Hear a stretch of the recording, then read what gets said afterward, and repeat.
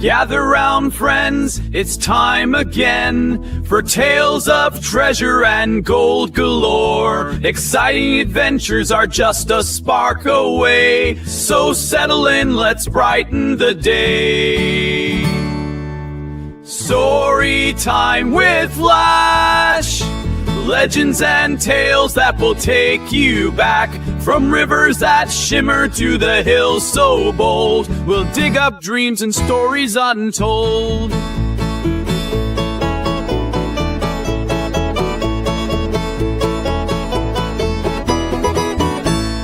Miners and mavericks on the adventurous trail have a tale to unveil through dust and dirt. With a flick of the wrist and a pan in the stream, history sparkles in every gleam. Story time with Flash. Legends and tales that will take you back, from rivers that shimmer to the hills so bold. We'll dig up dreams and stories untold. So grab your seat and let the stories flow. The past comes alive in that warm firelight's glow. Mysteries deep and treasures found. With Flash at the helm, we'll go round and round.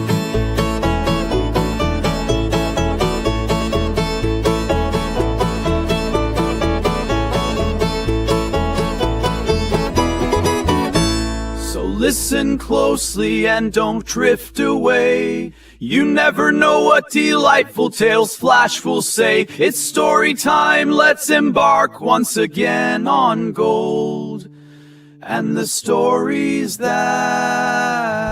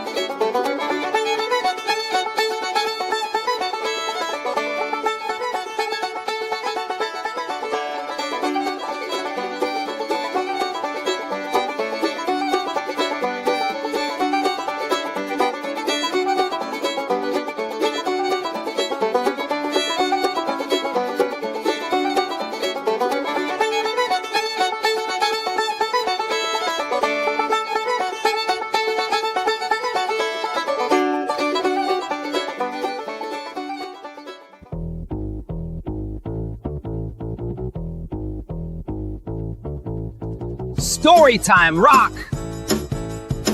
Well now, gather round, y'all. It's story time with Flash. Well, a fire's burning, the moon shines bright. Flash is here for a tale tonight. Legends, lore, and a miner's dream. Gold rush stories and crazy schemes. It's story time, oh yeah! Woo! Flash is bringing the tales to share. Ghosts, gold, and a little good luck. So grab your pan and don't get stuck.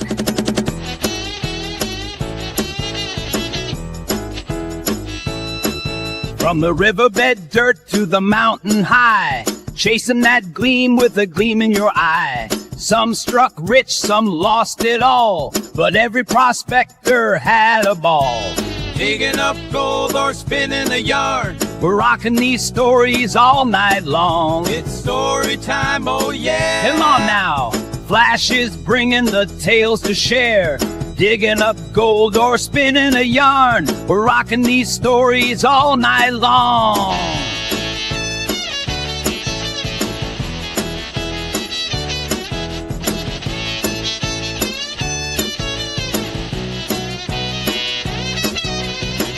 Who's ready for a story?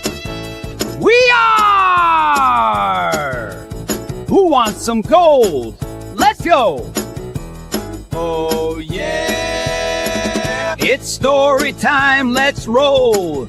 Legends hotter than a mining hole. Flash is here, so gather round. It's story time live, let's shake this town. That's right, folks.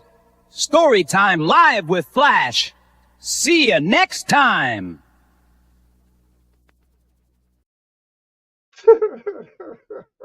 Hey everybody, how are all of you doing tonight? TGIF, TGIF. John, hope you're doing well. Renters Repair and Prospecting, JP Lonzimore, if you're still here, brother. Texas Donna, howdy. Billy Wrench, or Rusty Nugget, good to see you. Bill H, how are you? Good to see you. Org, how you doing? Everybody don't pull Org's finger, please. It could be unpleasant. He's supposed to call me Mr. Ed, and I call him Wilbur. Oh, some people. Alaskan Assassin, how are you? Your mail should be coming fairly soon. My birthday twin, Autism Magnet Fishing Mary in the house. Excellent to see you. Rock Butcher, good to see you. All is well here. It's been a long week. Finished one job. Went to another one. Gotta go to a different one Monday, but it's Friday tonight. I don't want to get too much into Freedom Friday over at my friend's Can Do Veterans channel tonight. I know he starts at 8:55, I believe. And so I'm going to go out of my comfort zone tonight. I'm experimenting with something. So let's see how it goes. Hope you all have a good laugh with me tonight. I was never much of a public speaker. Well, at least back in the day, and doing these videos and live streams have helped in tremendous ways in a lot of different things. But blah, blah, blah, blah, blah. I know. Down East Detecting and Prospecting. Good to see you, Bob. Jennifer, hello. How are you? Good to see you.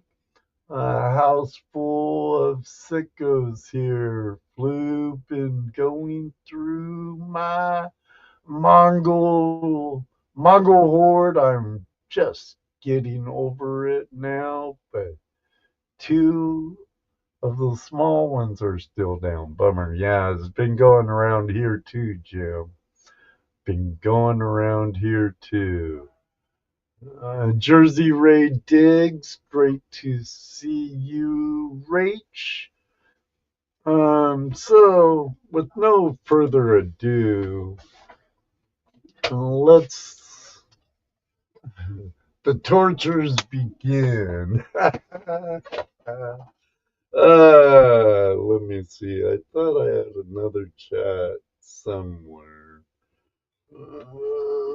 'Cause I don't really want to miss all the laughing at me. I guess remember, everyone, this is an experimental project I'm working on here. So I have a story. I've been trying to utilize some AI technology in my favor, like what is it? ChatGPT and some music apps and other stuff. You still get to hone your creative side and get a little help by technology. But no, I guess I can't have the pop out. I had the pop out chat over here on my big monitor. But if I'm scrolling on the one site where we tweaked and stuff with ChatGPT, I can't read your chat anyway. So, pardon me. Here it goes. The last nugget. In the autumn of 1849, Samuel Grayson trudged along the rocky trails of the Sierra Nevada, his boots caked in mud and his spirits worn thin. Like thousands of others, he had left behind a simple life in Missouri, lured by the promise of golden future fortunes in California. He had arrived in San Francisco nearly a year ago with a strong back and a pickaxe, but little more. The city was chaotic, boomtown swollen with eager dreamers, merchants, and outlaws. After securing supplies, he ventured east into the foothills, where rivers whispered secrets of hidden gold. For months, Samuel panned in icy streams, scraped dirt from the hills, and toiled under the blistering sun. At first, he struck small luck. Flakes of gold in his pan, enough to keep fed and hopeful. But as weeks passed on, the easy pickings vanished. The hunger gnawed at him. He watched as others, luckier and more ruthless, filled their pockets with wealth beyond measure. One evening, as he sat by his dwindling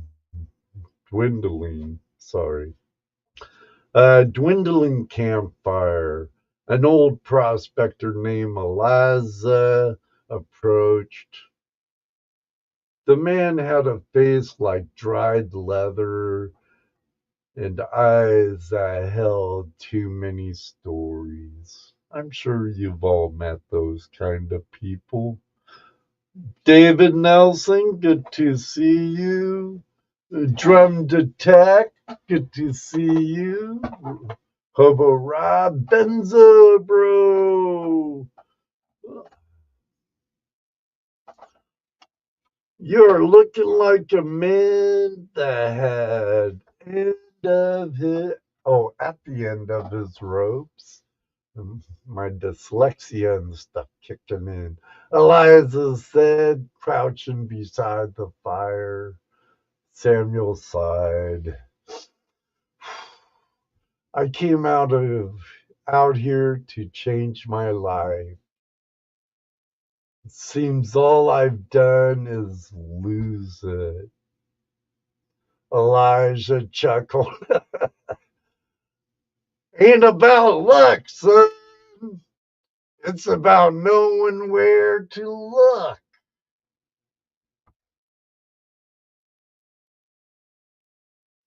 He pulled out a small, gleaming nugget, tossed it to Samuel. Tomorrow, we'll try a different spot. True to his word, Eliza led Samuel to a secluded bend in the river where the water slowed and pulled. Gold's heavy, you know. He explained, it don't travel far. It settles where the river gives up. With renowned energy, Samuel dug into the gravels, sluiced the dirt, and carefully panned. Hours passed. But then a glimmer, a nugget, not large, but enough to regenerate his hopes. Then another. By dusk, his pouch held more gold than he had found in the past 6 months combined. That night, as the fire crackled, Samuel looked at Eliza. Why help me? He asked. The old prospector shrugged. Once upon a time, someone did the same for me. Samuel never struck it rich, but he found enough to start anew. Years later, he would return home, not with untold wealth, but a lesson more valuable than gold. Sometimes fortune isn't just found in the earth, but in the kindness of those who cross our path. The end. The last nugget. The last nugget. By modern technology and AI. Who's here? Hey! How you doing, Iron Antler Adventures? Good to see you. I see a face I haven't seen for a while. I see Wayne Nugget Brain Peterson in my house. Doing well, Wayne.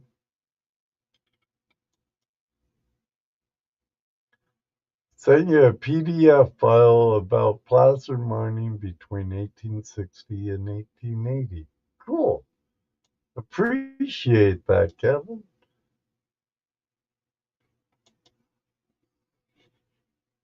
Or the guys who sell the shovels. I think I have another story along that line there.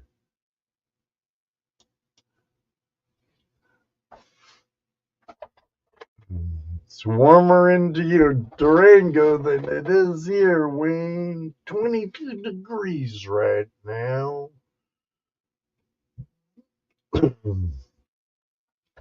Here's one about Jeremiah. It's called Fool's Gold. In the spring of 1850, Jeremiah Boone was the man.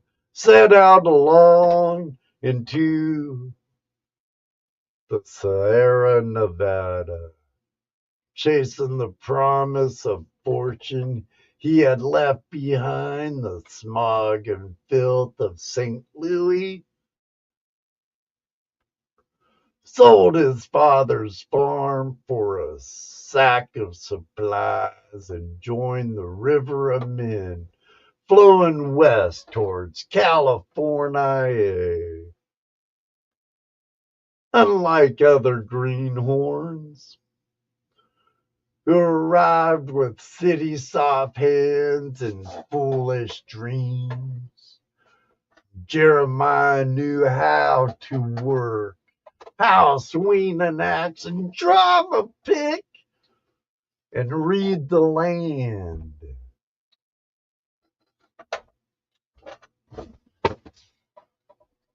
Oops. Kicked over a box of envelopes and cards. Don't! Where was I? And read the land. His father had been a trapper, and he had learned young how to survive off the wild. But gold was a different beast. For months he scraped, panned, and dug. His fingers cracked and his back bent, finding nothing but specks. He watched others strike it rich. Yeehaw! Eureka!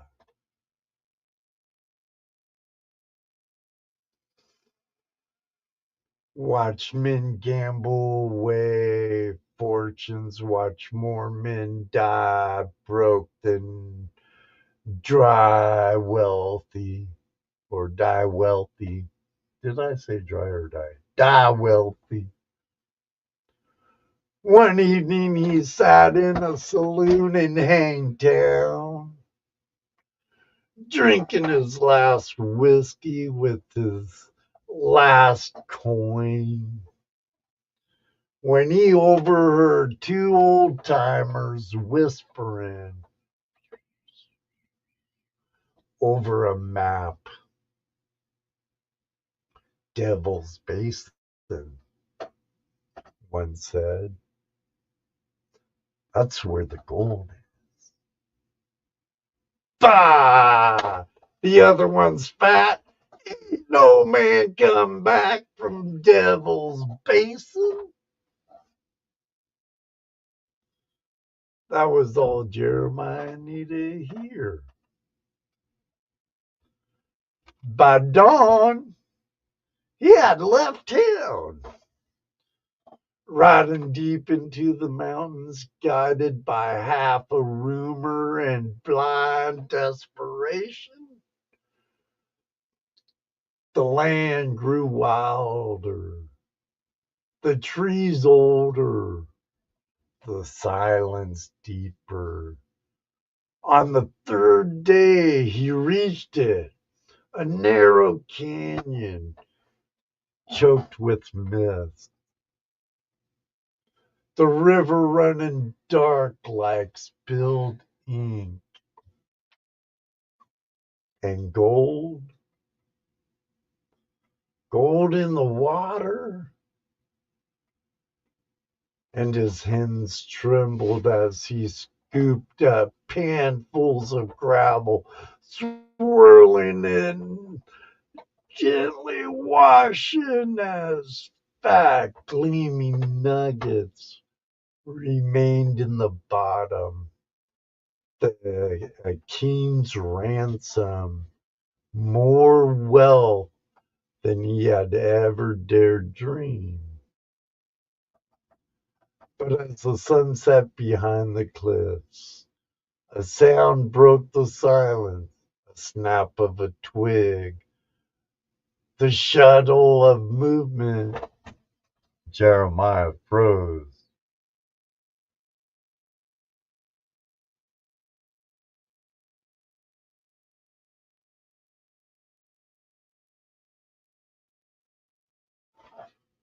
The stories were true. No man comes back from Devil's Basin. A low growl rumbled through and from the darkness. Jeremiah turned slowly.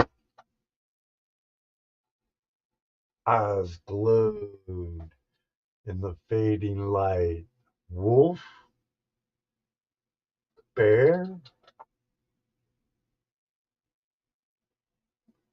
No, something much worse. The old timers have spoken of curses of spirits who guarded the gold. Jeremiah never returned to Hangtown. His body was found, but sometimes on quiet nights, prospectors near Devil's Basin swore they heard a voice whispering in the canyon, or from the canyon. Gold. Gold ain't worth dying for.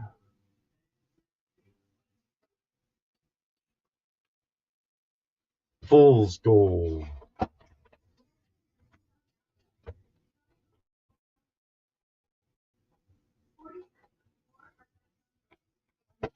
Well, we're about a half hour in.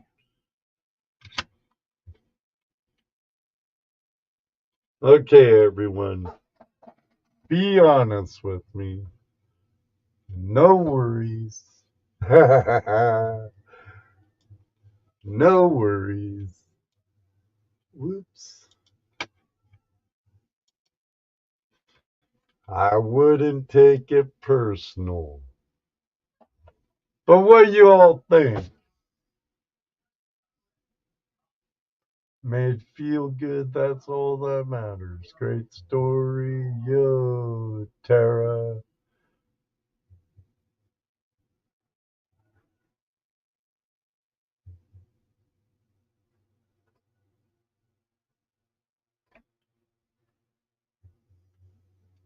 Right on, Jim. Thank you. Like I said, this is experimental. Can Do Veterans having a live stream, his normal Friday, Freedom Fridays. Jim, Red Dirt Nation going live tonight, or is Travis and Nick and Stacy and Jew going wild? Going live, getting wild, going live. No, not that you know of. I love a good story. I can almost hear the campfire crackling. Stories share knowledge, so there is a valid point. Tell us about something that really happened while you were out with your friends or whatever. I did that once. Wayne, about when myself, Doug, and Don Steens, I had 3 mining claims with them in Washington. We were dredging on the South Fork Nooksack. Swallowed River, no dams, and the land surrounding it was majority Crown Pacific logging land, and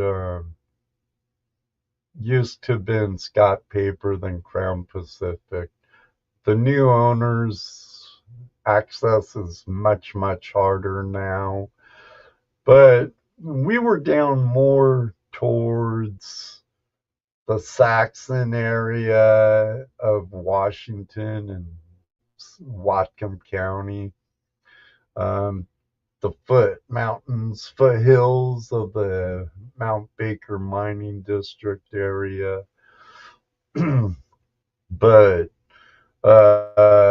we were wanting to dredge this canyon. The river flowed about 2 miles upriver from where you had access to hike back, because you know how it is. So we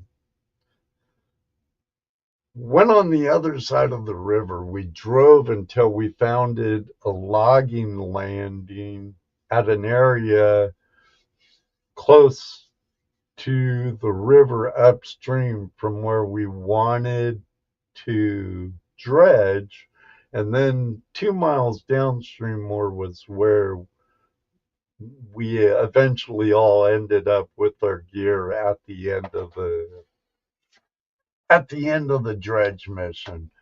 We had 2 American gold dredges, gold grabbers, made by Allen Trees. Daryl Grimbley and myself, we sold them at Paystreak Enterprises, a prospecting store I had quite a bit of interest in, and a lot of time and money involved in it too. But we had gold grabbers made by Allen Trees. But we got to this landing and we used logs that were kind of going uphill and stuff to slide our dredges down to the forest, and then we beelined it towards the river, bushwhacking it. And then we floated down the river on our dredges, kind of all weird, tucked underneath it and stuff. It was kind of fun, actually, till you hit your butt and tailbone on a rock. But we got the river.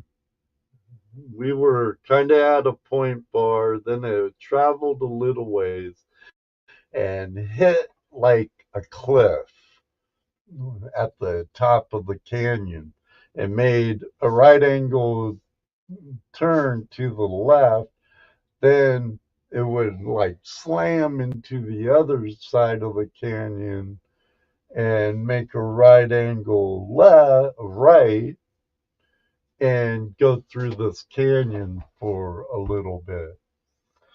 And we were working right in that area.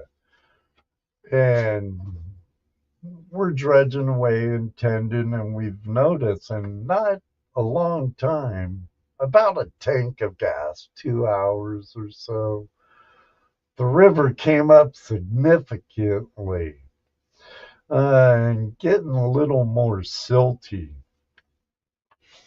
2, 3 feet, maybe. So we decided we better tie our dredges high.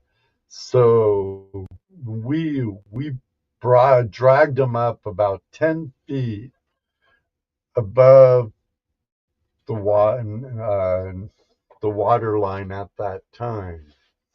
And then it started raining and getting worse and whatnot. So we're like, okay, we need to get out of here. So we hiked out where our tail car, because we had a car on the landing and we had a car down at the bridge by the fish hatchery on Skookum Creek in the South Fork Nooksack in the Saxon area. And by the time we got down there, we were soaked, drenched, miserable. Came back when the rain finally calmed down about 2 weeks later. And it was still raining, but we wanted to check on our stuff. And we knew water was high down low and stuff. So we go back and we're able to get up there. And our dredges are floating. And no way we're going to pack them out. No way we're going to float them out. So we came back a week later. Might have been a week first time, then came back 2 weeks later, and we're at the top of the canyon, and we're like, great. Now how are we going to get them down? Because, well, we went back they were up. When we were there, we tied them up higher. I missed that part of the story. Tied them up higher, probably another 10 feet or 12 feet. Then when we came back 2 weeks later, we're like, how in the heck are we going to get those down? Fortunately, we had quite a bit of rope, so we kind of belayed them down like you would while you're rock climbing or mountaineering, you and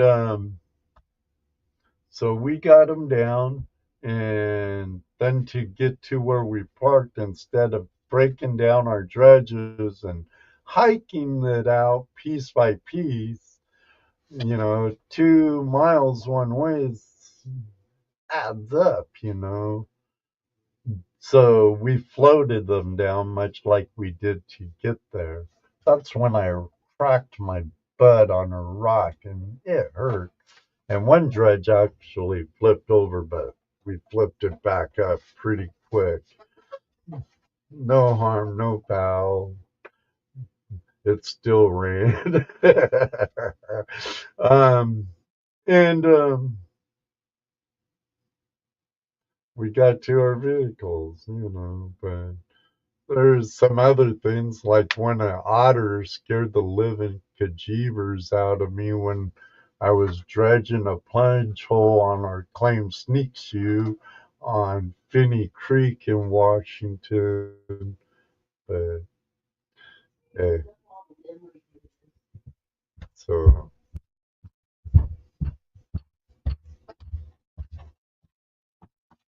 Judy just said something to me about memory and stuff.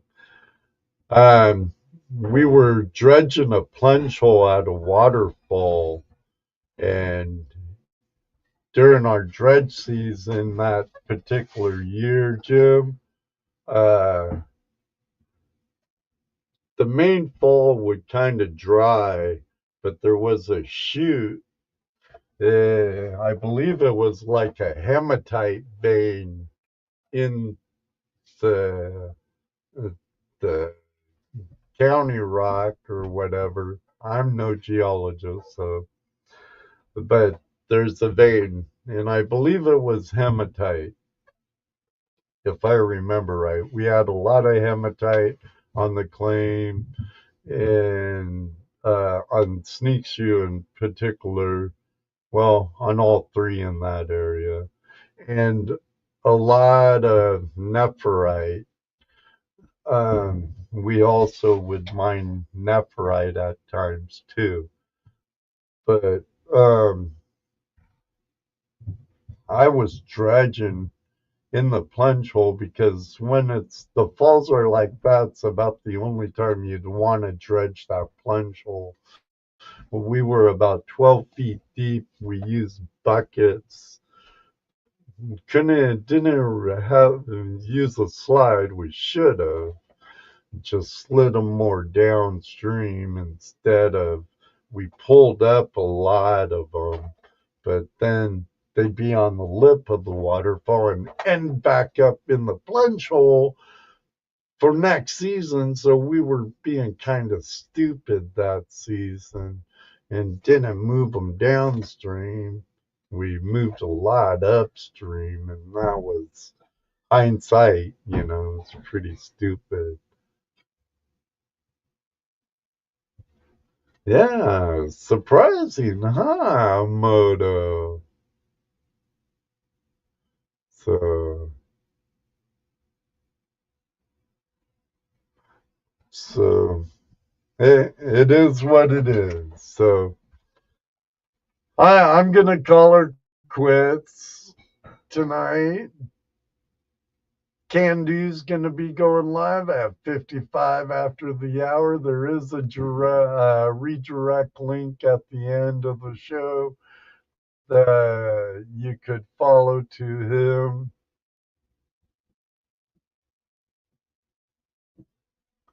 So I appreciate you all stopping by for it. Let me know down in the comments what you thought of the other stories and stuff. So it'd be greatly appreciated. No worries, Annie. Catch the replay if you're just getting here. It isn't all that long and probably get a good laugh. All of you, see you next Tuesday night for Tuesday Night Hangout Live. Open Line Tuesday this coming show. Good night, Wayne.